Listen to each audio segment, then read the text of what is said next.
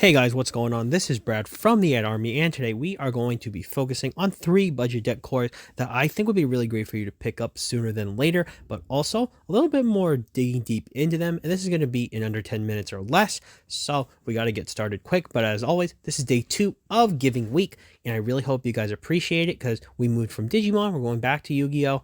And be surprised because something may be coming a little bit more similar or something might be different tomorrow, but before I get into it, as always, thank you so much, guys. Join the race to 100 subs. We're almost there. We're 40 short. And if you're watching it, I hope you enjoy. So, from the thumbnail, you have an idea of what the decks are going to be. But let me get into what the cores should be. And obviously, we have a little bit more of some interesting stuff going on here because I did pick 3 decks that I've had a little bit of experience playing, but also kind of getting more to explaining why I would think they're really good, because I want to pick decks that are good for beginners, mid-level people, maybe people that are on the higher end as well, but maybe want to try something a little bit more challenging, or maybe people who aren't expecting some of these strategies. So of course, as always, these are going to be kind of the characteristics we have. So first today, I actually have one of my, I call my fire favorites that I really enjoy because fire decks have been really cool for me. But this one is actually one that I really think people are sleeping on. And we just need to really get some more push for it because this deck's actually really fun, but also really powerful. And that deck is actually going to be Battling Boxers. So for Battling Boxers, before I get into what I think the deck core is that you should pick up while it's still cheap, it's a very good fire deck, rank 4 spam effectively, and they also use counter traps. So effectively, this is actually a really good deck to kind of go back and forth between having some disruption as well as like combo potential. But it's also a very insulated engine that's not too difficult to utilize in the forms of mostly uppercutter and promoter. But hey, we also have an entire lineup of these Fire Warrior Fire Warrior Yu-Gi-Oh cards, and we'll say Digimon. Too much stuff on the brain, guys. But they also push you forward. So we'll get into what I think the list should be. And we actually have a decent amount of some cards that are budget. So we only have about 3 of us for each. So starting off with 3 Promoter, we also are going to have 3 copies of Battling Boxer Uppercutter. We also are going to have additional copies of other cards here. Triple copies of Second Chief. And also 2 copies of Shadow, as well as the 1 copy of Switch Hitter.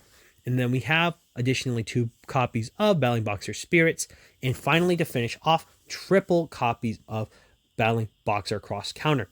And my reasoning for having it in this situation or these types of ratios is that this is actually everything you'll need besides the extra deck, and it is the core of the deck.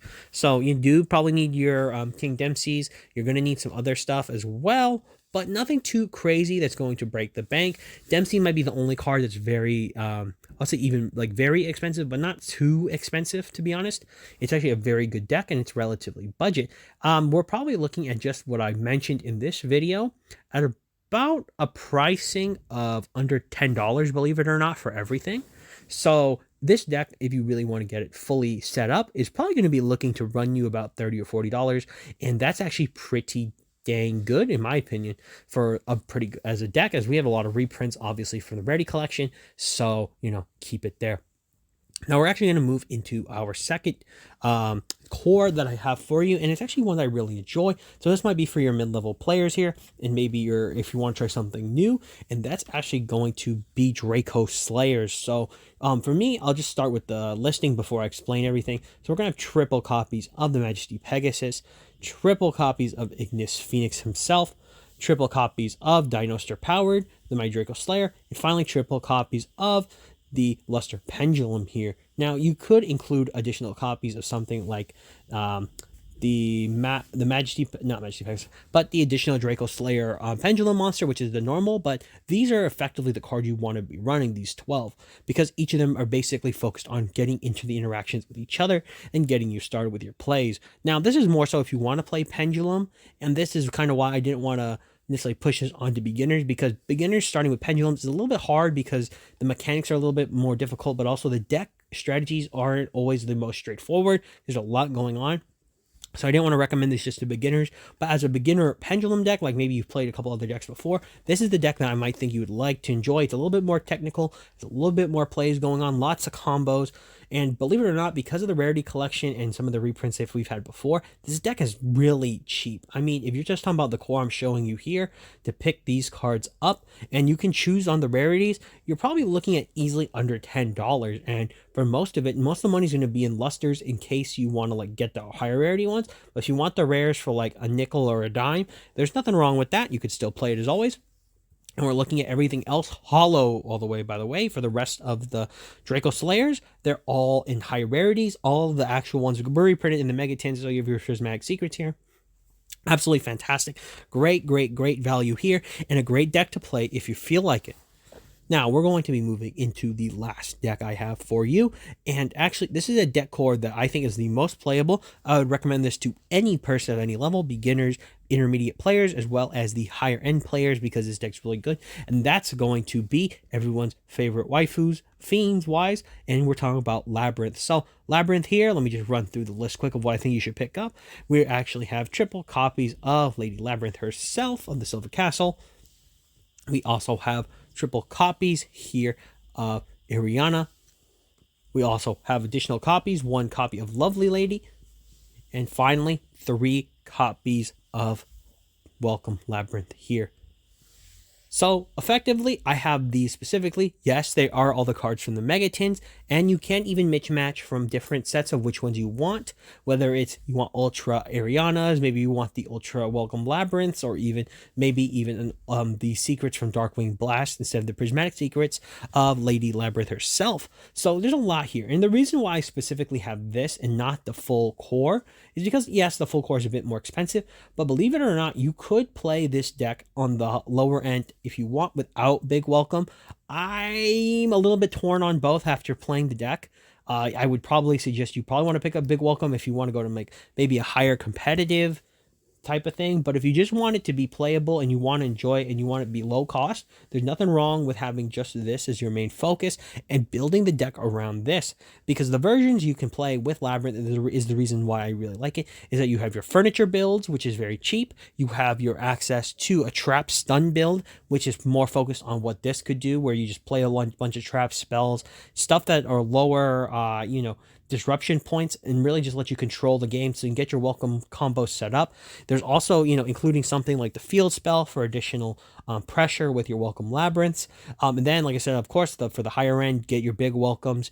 You can really pressure the deck or opponents that way. You can sack people if you want with like eradicators. You can even play skill drain in this deck if you want to really just mess up people's days, because for the most part, outside of Ariana, if you can establish your lady and then your Lady of the Silver Castle, you're pretty much pressuring your opponent a lot, and they're pretty big, these monsters, so you really can take advantage of that situation. And honestly, I think I love about more of this specific core is we're looking at about $20, maybe under that for everything here. And also, depending on the fluctuation, you can get your Ladies of the Silver Castle for under $1, and the Arianas maybe $1 to $2. Also, believe it or not, Lovely's a one-of, so you only really need the one. It's about like $1 to like 80 cents, something where there. The Welcome Labyrinths are going to be about $2, but you get to pick between your copies of Welcome Labyrinth because they're being reprinted so much, so you have an advantage there. And I do think of all of the decks, this is the one I probably recommend the most to pick up sooner than later, because I feel that if a ban list does come, they're not really going to hit this deck too hard. I think if anything, they're going to go after the degenerate traps it has, not Welcome or Big Welcome. They're going to hit like Eradicator, stuff like that, to really reduce this deck's potential. And you have your mix and match of whatever rarity type of cards you want to use for searching, whether Extrav, Prosperity. You can mix and match what you want. Heck, you can even play Desires in here, although I'd probably recommend doing Extrav instead if you want to be on a budget. But pretty much, guys, that's all I have for these 3 deck cores. We have Battling Boxer, we have Pendulums and Draco Slayers, and also we have Labyrinth. So if you guys enjoyed the video, please leave a like, comment, and subscribe as always. However, if you don't think these guys are a budget, let me know. I do really like the fact that I get sometimes negative comments because it does help the field. However, as always, be nice. Don't just be negative to be negative, because this is to help you guys out. Also, it's budget focused. And as always, if you guys have the chance, check out Budget Duelist. He's actually one of my inspirations. I haven't actually talked about him yet, which is surprising, but he's one of the ones that put me on the path of, being a budget duelist. So you guys could check out his channel. Very good guy, and you'll learn a lot of combos. But as always, I'm Brad from the Ad Army, signing off. And for all of you out there to sign on.